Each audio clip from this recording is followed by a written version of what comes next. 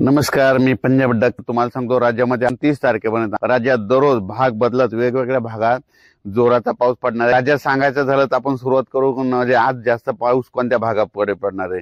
तर सुरुवातीला सांगायचं झालं तर आज यवतमाळ जिल्हा, नांदेड जिल्हा, परभणी जिल्हा, लातूर जिल्हा, बीड जिल्हा, धाराशिव जिल्हा, सोलापूर जिल्हा, सांगली, सातारा, त्याच्यानंतर अहिल्यानगर, त्याच्यानंतर इकडं झालं तर संभाजीनगर, बीड, जालना, बुलढाणा, अकोला, अमरावती, वर्धा, नागपूर, भंडारा म्हणजे सांगायचं झालं तर ह्या पट्ट्यात आज जरा जास्त पाऊस पडणार आहे। आणि राज्यात सांगायचं झालं तर म्हणजे 28, 29, 30 म्हणजे आणखीन 3 दिवस पाऊस पडणार आहे। त्याच्यामध्ये राज्यात सांगायचं झालं तर मुंबई म्हणजे मुंबईला 28, 29, 30च्या दरम्यान मुंबईला देखील जोराचा पाऊस राहणार आहे, म्हणून हे मुंबईकरांच्या जनतेचे अंदाज लक्षात घ्यायचा। त्याच्यानंतर राज्यात सांगायचं झालं तर महाराष्ट्रामध्ये सांगायचं झालं तर कोकण पट्टीमध्ये देखील ना जवळपास 28, 29, 30 ऑगस्ट पर्यंत कोकणातला पाऊस देखील चालू राहणार आहे। आणि सांगायचं झालं तर परत एक ना पश्चिम महाराष्ट्रामध्ये सातारा, सांगली, सोलापूर, कोल्हापूर तसेच त्याच्यानंतर अहिल्यानगर, धाराशिव, सोलापूर जिल्हा ह्या पट्ट्यात मात्र आज देखील खूप जोराचा पाऊस पडणार आहे, म्हणून पश्चिम महाराष्ट्रातल्या शेतकऱ्यांनी अंदाज लक्षात सांगायचं झालं तर पश्चिम महाराष्ट्रामध्ये आज ठिकठिकाणी काही ठिकाणी मुसळधार पाऊस पडन, कुठं रिमझिम पडन, कुठं वाहुणी पडल, कुठं पेंडोलता पडन, म्हणून हा पश्चिम महाराष्ट्राच्या शेतकऱ्यांना अंदाज द्यायचा।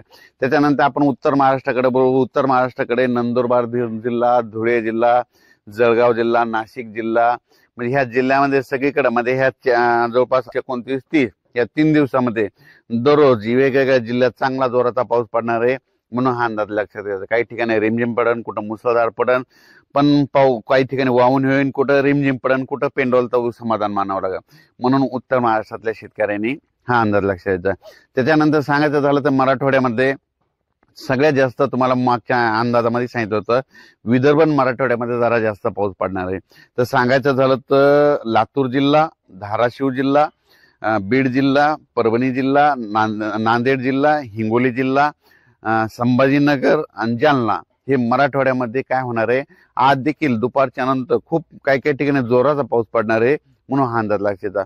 म्हणजे मराठवाड्यात देखील सांगायचं झालं तर मराठवाड्यात सगळ्या जिल्ह्यामध्ये जवळपास 28, 29, 30च्या दरम्यान चांगला जोराचा पाऊस पडणार आहे, म्हणून हा अंदाज लक्षात घ्यायचा।